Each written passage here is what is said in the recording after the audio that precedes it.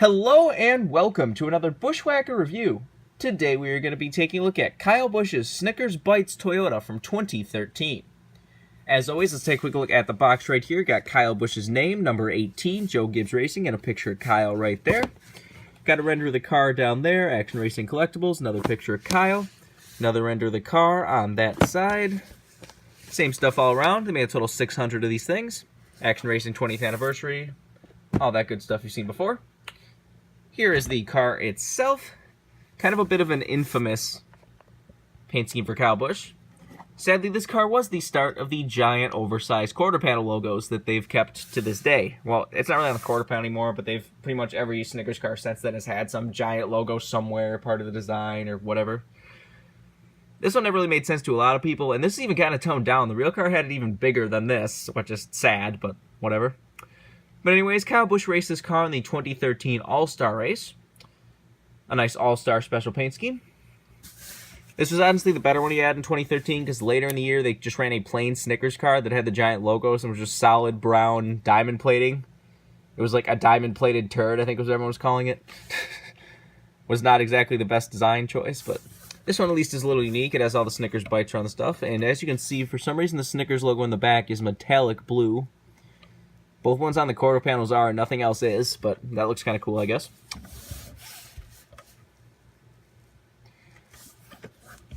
Everyone always laughed at this side, because, you know, your logo's not even on the side. That might confuse some people.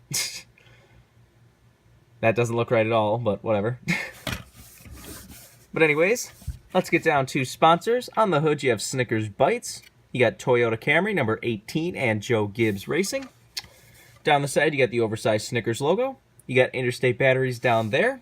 In front of the wheel, you have Interstate Batteries, Doosan, Freightliner, Siemens, Mac Tools, NATCA, and Sherwin-Williams. You got Ray Bestis Brakes on the C-post.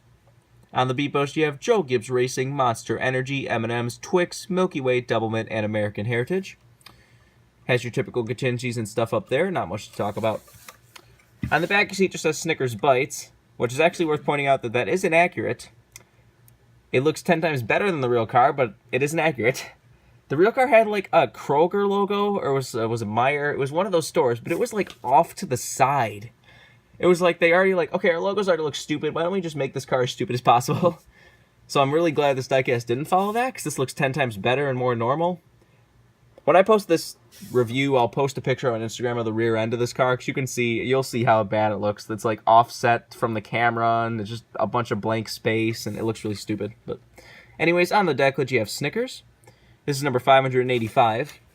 Worth pointing out, this is a very cool roof design. You see it actually has the kind of Snickers outline to the roof number.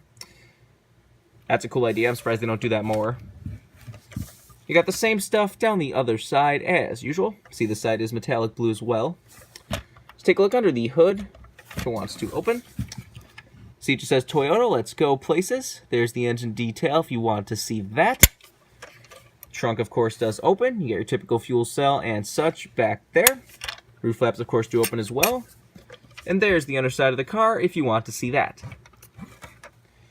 As I said, this kind of is the kind of paint scheme that really splits people. Some people hate this car, especially hate the 2013 cars. I mean, I do not like that pure diamond plating, solid brown car, but I kind of like this one at least because it does have the Snickers Bites thing to it. It kind of does make sense for like a one-off special paint scheme.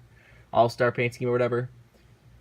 Which is funny is that both diecast from that year actually are rare now, for some reason. That just seems to be how everything works, is the stupidest cars you get rarest. I don't know. But whatever.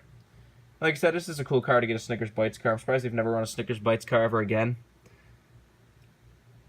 But, you know, just one of those cars that splits people down the middle. I mean, I hate the oversized logos, but other than that, I don't really mind the car.